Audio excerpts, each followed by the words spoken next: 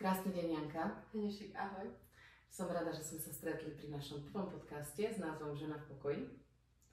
Je to náš spoločný projekt, ktorý sme pre tých, ktorí to budú počuť prvýkrát, vymysleli pre ženy.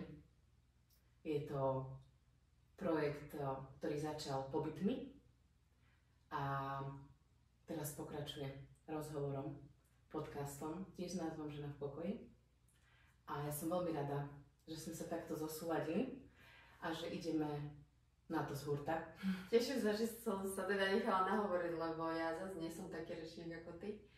Ale je to pre mňa nová skúsenosť a teším sa na náš flow, lebo my už dlho vedieme takéto nočné, ranné, prechádzkové rozhovory a toto je len taký náš začiatok alebo ukážka nás, že čo je v nás a čo chceme odozdať vám. Áno, krásne si to povedala. Ja sa venujem kratšie ženám než ty. Napadlo ma hneď, že by sme mohli teda povedať, ako dlho Jani ty sa venuješ ženám? Ja asi celý život. Ja asi celý život pracujem s tými ženami. Už na strednej škole ma volali Xena, lebo som za všetkých bojovala, asi za ženy, lebo som vždy s nimi bola v kolektíve. Som dizajner, takže tvorím šaty. Ale čo ma úplne pritiahlo moju dušu a moje srdce je yoga. Takže asi 6 rokov, 7 som inštruktorka jogy a to je niečo, kde naozaj pracujem s ľudským telom, s ľudskou dušou a to je niečo, čo ma naplňa. Mm-hmm.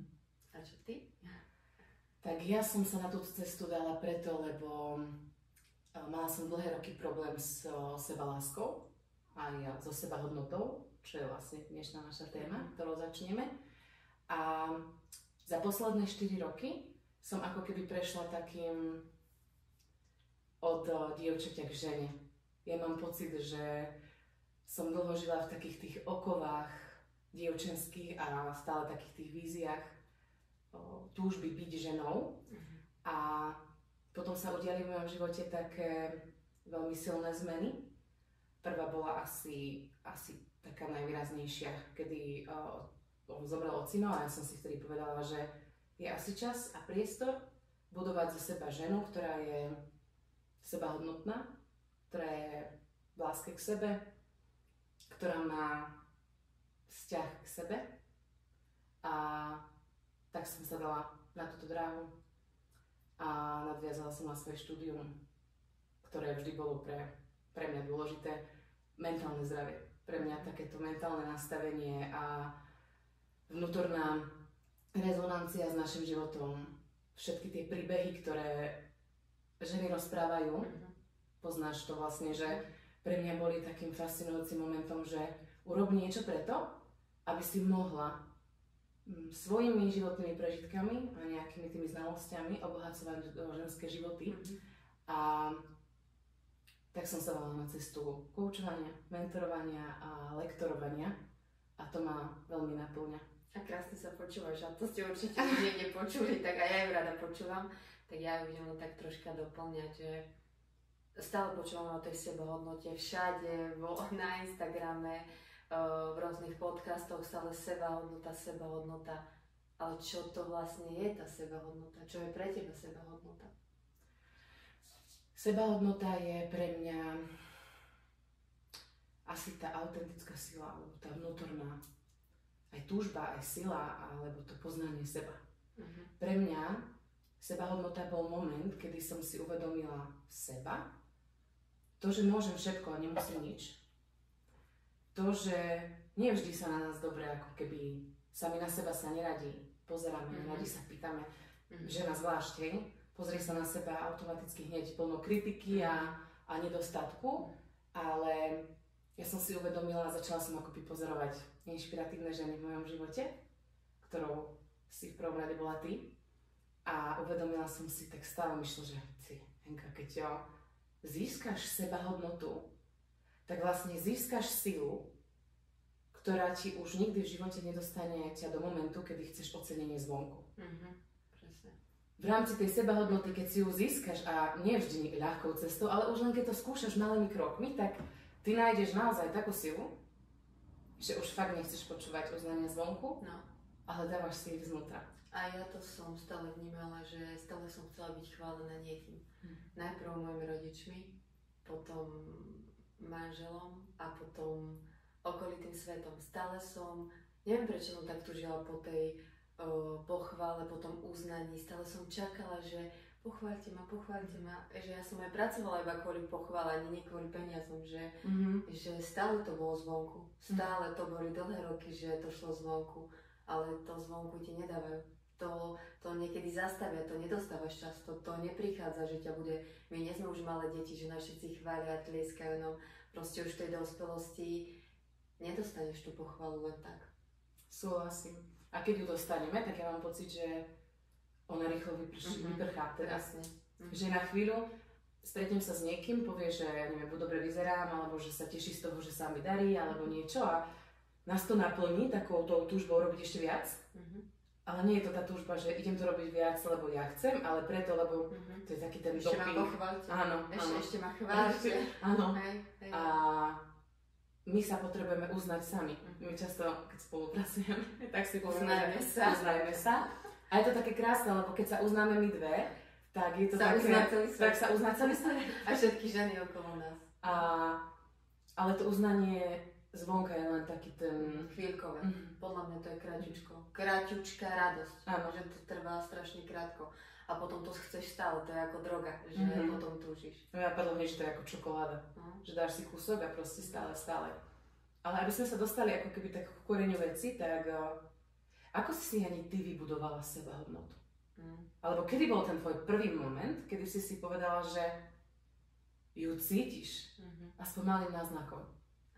Pre mňa sebahodnota je spojená s odvahou. Pre mňa je to rovnaké misky váh. Ak ste odvážni byť sami sebou, tak máte aj tú sebahodnotu.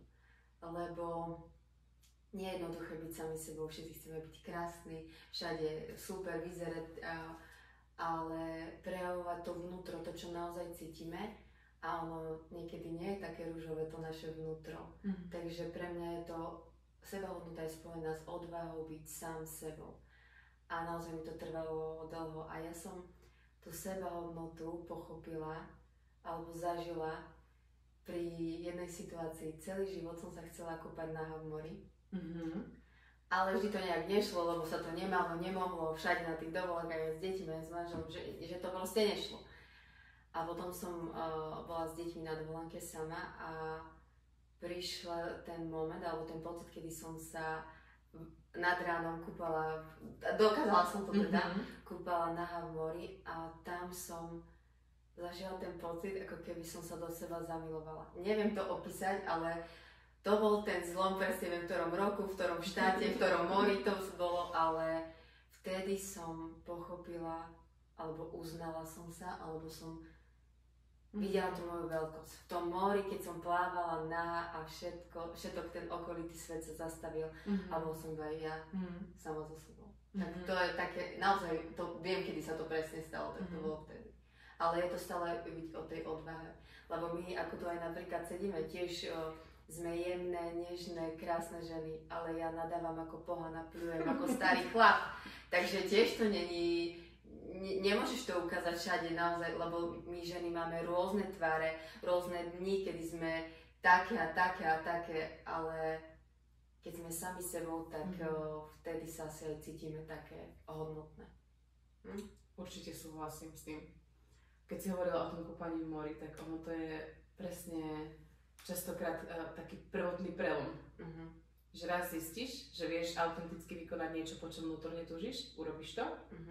A pre mňa to bol prvý event Deň ženy. Keď si ho prežila, keď si ho teda vytvorila, urobila, naplnila všetko to. Tá odvaha mi tam dala také, že ja si pamätám, že tá myšlienka vznikla na Bali, keď sme sa prechádzali a ja som si tak povedala, že wow, ja túžim rozprávať k ženám, túžim prehovárať svetu a túžim byť videná, cítená, vnímaná tak ako sebou, tak aj svetom a vlastne ženami, pretože to bola taká vnútorná túžba a potom prišlo také, že ale ako? A aj keď som už mala svoje koučovacie a všetky tieto stratégie, že už som vedela, akej formy to bude, ale stále mi tam niečo chýbalo. To bola tá odvaha. To bola tá odvaha urobiť, to bol taký výstup mimo komfort, že Pretože zorganizovať niečo, nájsť miesto, čeliť takým tým, to určite všetci poznáte, že urobíš aj strachom. Že ťa to tak všetci ťa dajú dole, nie, to nebude dobre, toto nerob, toto alebo nie. čo ona? No. Čo ide robiť? Veď 13 rokov učila v škôlke a teraz proste čo? A vtedy som si tak povedala, že schod do toho a ja som cítila ako keby ten výstup, keď sa to udeje, ako sa budem cítiť. Že si to už cítila. A tá túžba a tá emócia, ktorá z toho vyplývala, bola, že tak ja to teda urobím a to mi dalo tú odvahu. A to bol ten prelom. Keď sa to udialo a keď som cítila, že to bolo s ľahkosťou, lebo na to som chcela nadviazať, že my keď si budujeme sebahodnotu, určite mi dáš za pravdu, že vlastne ono to musí byť jednoduché. My sa veľa rozprávame o tom, že ak malo by to byť ako keby tok rieky, ten flow v živote.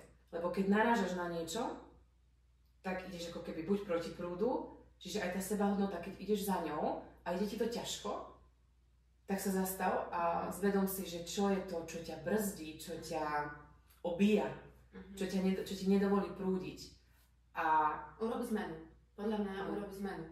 Rázno. Hej, lebo my stále ideme jedným smerom a myslíme si, že je správny a stále nám to nejde. Dejú sa tie také ako kvázi zlé veci, že nedá sa to. Ale keď ja rozšírim ten svoj rozhľad, pohľad na ešte iné tej svetovej strany, a možno na tej pravej strane to pôjde ľahšie ako na tej ľavej. Takže ja som stále za zmenu v živote. Keď niečo nejde, idem na to inač. Takže pre mňa aj tá zmena súvisí s tým všetkým.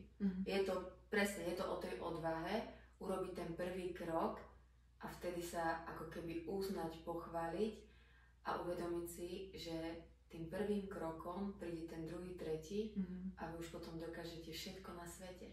Čokoľvek, keď urobíte jeden maličký, druhý maličký, tretí väčší, aj tá sebahodnota, ona sa nezíska zo dňa na deň. Aj ty to sama si vieš. To nie je, že sa zobudím a teraz som sa zobudila. To sú tie malé kročiky, zase niečo vyskúšať, urobiť toto ináč, vyskúšať, spraviť. Koľkokrát sme sa strapnili. Ja som hocičo robila a bola som pritom trapná. A nebola som ani super, aj som sa potom rozplakala, že to proste nevyšlo toto, čo som chcela. Ale mňa to nikdy nedalo dolu. Vždy ma to len dalo na inú cestu, aby som to urobila ináč a lepšie. Aby som to tam našla, to, čo potrebujem nájsť. Preto som sa zasmiela z toho, že veľakrát sa aj strápnime, lebo to sú také časté otázky, že nebojíš sa toho, že sa strápniš, alebo nebojíš sa, že sa to ľuďom nebude páčiť. A o tom je tá autenticita. Lebo ja sa sebe páčim. A ja páčim sa vo všetkých oblastiach. Páčim sa sebe, keď rozprávam, páčim sa sebe, keď premýšľam, páčim sa sebe, keď niečo organizujem. Ale stále mám tak keby na zreteli to, že ako ti to ide. Ak to ide musí tam byť tá pokora. Áno. Mne to je spojené stále s pokorou, že ale Jana, daj sa dole. Akože keď niekedy aj mne vyskočí ten hrebienok, ja už toto, ja som Jana, daj sa dole. Akože fakt mi tam ide, že a to zase súvisí s tou vierou a so všetkým, že naozaj ja chcem mať tú pokoru. Stále chcem mať. Ja môžem byť neviem aká veľká, ale zase prídem domov a som tam malá mama, malá sestra alebo malá dcéra tej mojej mamy. Takže ja chcem byť aj pokorná. Že je to stále, súvisí to s tým všetkým aj tá pokora tam. Áno, lebo tá pokora ako keby nedovoľuje robiť niečo z rovne ega. Mám taký pocit, že veľakrát, keď ľudia nemajú pokoru alebo vlastne ju popierajú v sebe, tak je to preto, lebo sú veľa v egu.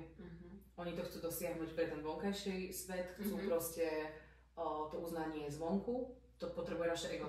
Hej, že vlastne ego potrebuje, aby bolo chválené, aby proste bolo všade, aby ako keby bojovalo za tú svoju pravdu, že keď dostaneme aj nejakú takú spätnú väzbu, ktorá nie je dobrá, lebo nie vždy uľahodíme každému, tak vtedy, ja napríklad vždy sa vtedy zastavím a hovorím si, že či jasné, že by moje ego reagovalo. A by som sa pohádala veľa, keď som ti dnes aj spomínala ohľadom vzdelania, veľakrát sa ľudia pýtajú na to vzdelanie a ja ho mám urobené, ja mám proste naozaj rada študujem, rada sa vzdelávam.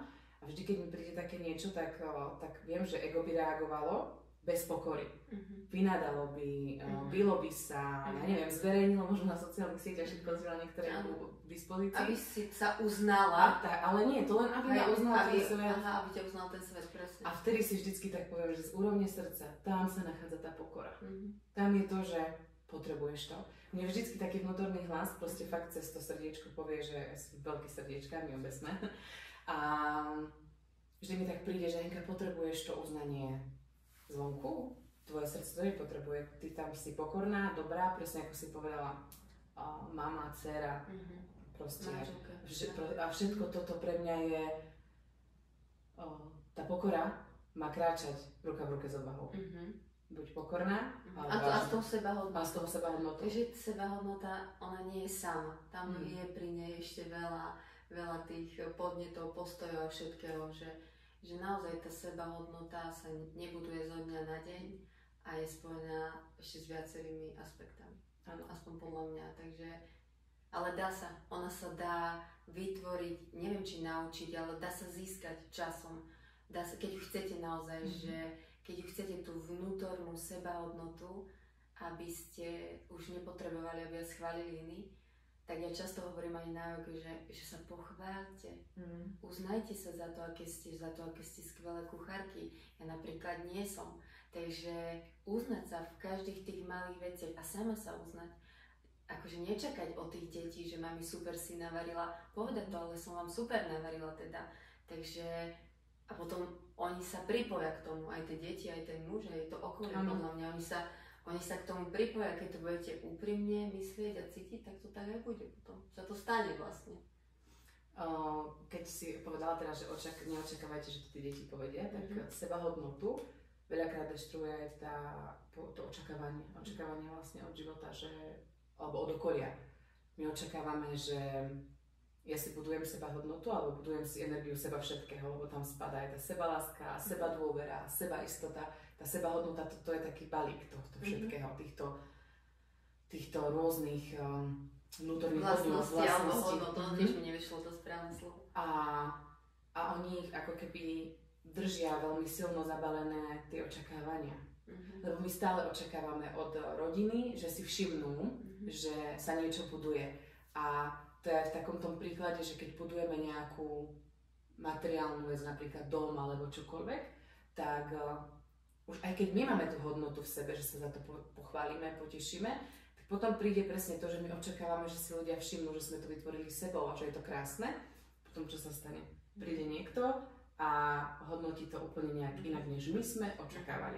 A naša sebahodnota, sebadôvera, vlastne sebaláska, ako keby padá. A už oni potom tí ľudia odchádzajú a oni si už na to nespomenú, ale my sme stále v sebe takí, že tak asi to nie je dobré. Teraz ma napadlo, že vlastne do štúdia, ako niekto príde, tak ja som to vytvárala sebou, tvorila som tu každý kúsok tým, že chcem to proste takto, lebo tak sa cítim skvelo, to je moja autenticita, to som ja. A mala som očakávanie, že vlastne každý, kto príde. Ale ja si napríklad už aj uvedomujem, že keď sa toto udeje, tak vlastne vždy si tak povedať, že nevadí.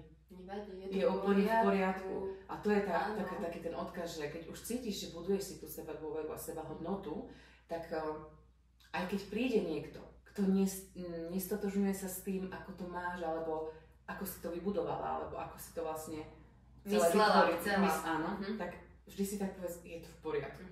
Lebo ľudia nás nepochopia. Ako ja som veľa svojich tajomstiev alebo svojich nových projektov nehovorila, lebo som nechcela mať tie okolité vplyvy na to. Vieš, že ťa dá dole, lebo vytváram nový projekt, že teda staviame apartmány na Sri Lanke so svojimi spoločníkmi, ale ja som to rok nepovedala nikomu, lebo ja presne viem, ako by to bolo. Ja by som z toho zosmutnila a ja by som od toho odstúpila. Ja veľa projektov nesiem najprv v srdci a strašne dlho. Nedá mi to povedať, aj keď mám naozaj skvelých ľudí okolo seba, ale ja to nepoviem tým ľuďom, lebo ja si to chcem vytvoriť sama a v tej mojej veľkosti, tak ako to ja chcem, lebo naozaj je to ovplyvniteľné. Však my sme ovplyvniteľní ľudia, lebo stále chceme názory iných. Povedz mi ty, keď máš nejaký problém, voláme svojim kamarátkam, voláme ľuďom okolo seba, veď povedz mi, ale ja stále hovorím, choďte 2 hodiny sami so sebou a vy na to jednoducho prídete. Vy prídete na to, čo máte robiť. Vy nepotrebujete volať a byť ovplyvniteľný, lebo je to normálne, ale my to nepotrebujeme. My nepotrebujeme k našemu šťastnému životu, aby nás ovplyvňovali iní. To určite. Takže...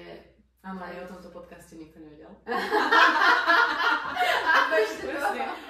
Až teraz sa všetci dozvedia, že som sa teda takto rozhodli. Ale ja sa toto oveľa od teba učím, lebo my sa poznáme už dlhšie, ale tak intenzívne komunikujeme, alebo sa tak spájame, alebo nás životy spájajú. Život nás spojil. A to je asi aj to, čo chcem povedať, že vlastne keď si buduješ keď staviaš tú sebahodnotu, alebo keby som to tak aj nazvala, že spoznávaš seba, tak čím viac poznávaš seba s láskou, čím viac dáš lásky sebe a čím viac buduješ si vzťah k sebe, tým viac do tvojho života prichádza hodnota v akýkoľvek podobe. Svojich priateľov. Prichádzajú tie zázraky a to okolité všetko. Presne to si pekne nadviazala na to. To je veľmi pekná myšlienka, že vy ako vyrastnete, ako sa to bude správne? Vyrastiete osobnostne, tak rastie aj ten okolitý svet a vám sa začnú dať tie zázraky naozaj, keď ich začnete vnímať, oni sa začnú diať. Áno. A to je vami, lebo vy sa meníte, vy tvoríte, vy ste prešli tú dlhú cestu krôčik po krôčiku. My tiež sme boli pred 5 rokmi úplne inde, úplne sme mali iné trápenia, iné životné situácie, ale naozaj tým, že sme chceli na sebe pracovať, tak to je aj výsledok toho, čo sme vlastne dnes. Takže a ja chcem iba stále povedať, že nie je to krátka cesta. Je to dlhá cesta. Aspoň u mňa to bolo môj proces. Kým som teraz, možno trvala aj 5 rokov, 10, neviem to presne, ale keď som začala na sebe pracovať a vnímať seba, počúvať seba, tak je to naozaj dlhý proces. Nedá sa to, podľa mňa sa to dá možno aj kratšie, ak použiješ tých coachov a všetko, knihy okolo toho, ale mne to trvalo veľmi dlho. Ja mám taký pocit, že krátka už je potom tá výstupná fáza, lebo ja sa stretávam často s takými, že a zrazu, to nie je ale zrazu. to nie je zrazu, to vôbec nebolo zrazu, to bolo naozaj, u mňa to boli intenzívne 4 roky. Intenzívne 4 roky, ktoré ja som siahla aj po takých, že fakt psychológ, psychiater, potom koučovanie, sebarozvojové aktivity, kurzy, všetko. Ja som najprv mala ten pocit, že neviem, čo to tak ako keby vo mne spustilo, ale cítila som, že keď prekročím tú priepasť toho, nemôžem povedať, že zla, ale možno len toho života skúšaného, tak za tým bude niečo také pokojné.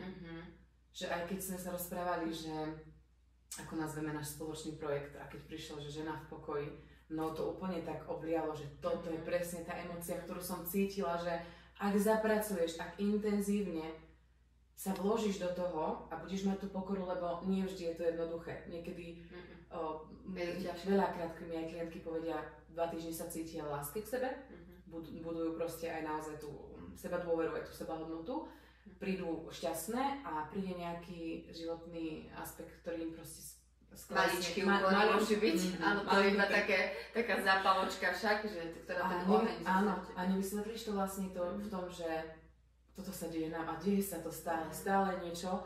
Ja napríklad mám na tebe veľmi rada to, že nám vôbec nevadí, že stále sa deje život. My to iba tak pozorujeme v pokore, v kľude a v pokoji. My naozaj preto žena v pokoji, lebo my dve, aj keď si ty vrala, že nadávaš a pľuješ, tak ja som vždycky z toho tak, že dobre, nevadí. Mne to nevadí. Ale ja napríklad zase sa viem rozohniť. Ja sa viem rozohniť a viem, ale najprv som sa vedela rozohniť a to rozohnenie trvalo dlho a vedelo páliť veľa vecí a veľa ľudí to pálilo.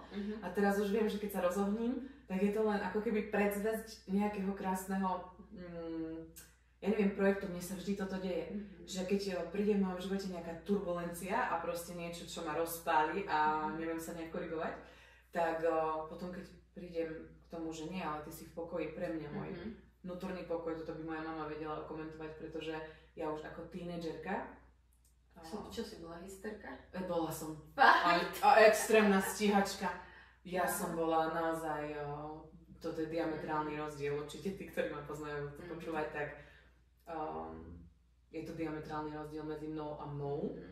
teraz a ja som vždy túžila, keď sme chodili s mamkou na prechádzky, tak som ma vždy pýtala, že čo je taká moja túžba. A ja si pamätám, že som vtedy mala asi 19, rozplakala som sa. Povedala som, že moja životná túžba je mať vnútorný pokoj. Je to vysoká meta. Mať ten pokoj v tých životných situáciách, nech sa deje čokoľvek, lebo ten život je srandista, tak kedy ti pripraví, že ťa to naozaj prekvapí. Ale keď máš taký ten vnútorný pokoj, aj keď pri ňom popičuješ, ako ja si to robím, ty to ináč robíš, ale je to dobré. Je to, keď tam je ten pokoj, tak naozaj sa ten život ešte dokáže otočiť, ešte sa to dá na ten váš prospech. Áno. Len to musíte nerobiť tam drámu pri tom, podľa mňa. Ani zúfať. Ani sa ľutovať. Áno, ľutosť. No, o ľutosti môžeme natočiť podcast, lebo viem o tej ľutosti teda. Veľmi dobré, druhá časť bude na tému ľutosť, pretože my ženy veľa spadáme. A presne to robí aj tú sebahodnotu, to potom akože, ak sa dostaneme, a toto je, lebo aj cyklickosť nás obmedzuje, alebo proste nás nejak prenastavuje aj všetky fázy mesiaca, všetko toto, ale pre nás je veľmi dôležité uvedomenie si, že ako sa ráno zobudíme, ak sa mi niečo sníva a som v tej pozícii, kedy mám hodnotu, tak celý deň idem v tom vibe, že mám hodnotu, som dobrá, proste budujem a idem. To si môžete každý všimnúť, že vlastne ak sa ráno zobudíš s perfektnou náladou, tvoj deň je perfektný. Ak sa zobudíš, že sa ti buď snívalo, alebo deň predtým sa stalo niečo, čo tvoju hodnotu skresalo, alebo čo ťa obmedzuje, čo je pri tom toku ubližujúce, tak ty proste ten deň žiješ v ľudosti. Prečo sa mi to stalo deje? Ale toto je život, to sa bude dať diať nám aj o 5 rokov, a o 10, aj proste. Naozaj poznáme aj ľudí, ktorí sú ďalej a ďalej v tom svojom mentálnom nastavení, lebo každý sme inde, ale sú to tiež ľudia, ktorí vedia, že pracovať s tými emóciami. Áno, a pracovať s emóciami a že to nie je povedať si, že tak teda, lebo ja veľakrát počúvam aj od klientiek, že Henka, ja už by som chcela byť tak ako ty si, už ty už máš všetko, ja nemám všetko, ale ani nepotrebujem tu a teraz mať všetko. Najviac, čo potrebujeme mať tu a teraz je sebahodnota, sebauvedomenie tej autenticity a uvedomiť si, že dôvera v život a dôvera v Boha, vo vesmír je to, že vlastne dovoľujem svojmu životu tiecť tým tokom, tým flow a zvedomovať si, že ak je to jednoduché, je to moje, ak to nie je jednoduché, tak to ešte moje nemá byť. Tak toto je tvoja rada, hej? Toto je taká moja rada nakoniec, áno. Že takto to nechať, no, s tým Bohom a s tým životom, že v tej jednoduchosti, lebo naozaj tie veci môžu byť jednoduché. Nemusíme mať všetko komplikované, zložité, že môže to byť úplne jednoduché a vtedy je to naše. Aspoň podľa mňa, lebo vždy, keď mi to šlo jednoducho, tak to bolo krásne pre mňa. Ale vždy, keď som sa trápila, tak som nakoniec zistila, že to asi nebolo pre mňa. Takže pekne si to povedala. U mňa to asi skončí tým, že buďte odvážne. Pre mňa je stále tá odvaha skúšať, odvaha sa strápniť, odvaha sa akože aj keby ponížiť trošička, ale odvaha skúšať milovať život. To je pre mňa, že odvaha stále skúšať. Odvaha milovať samu seba. Aj to je odvaha. Takže u mňa je to stále o tej odvahe. Tá sebahodnota. Krásne. Krásne. Ďakujem, Janinka, tebe. Radosťou. Ďakujem každému, kto si to vypočuje. A tešíme sa na druhú časť. Naozaj sa tešíme. Lebo nám to šlo veľmi jednoducho. Veľmi. Až moc. Takže budeme sa tešiť zase na budúce na vás. Krásny deň.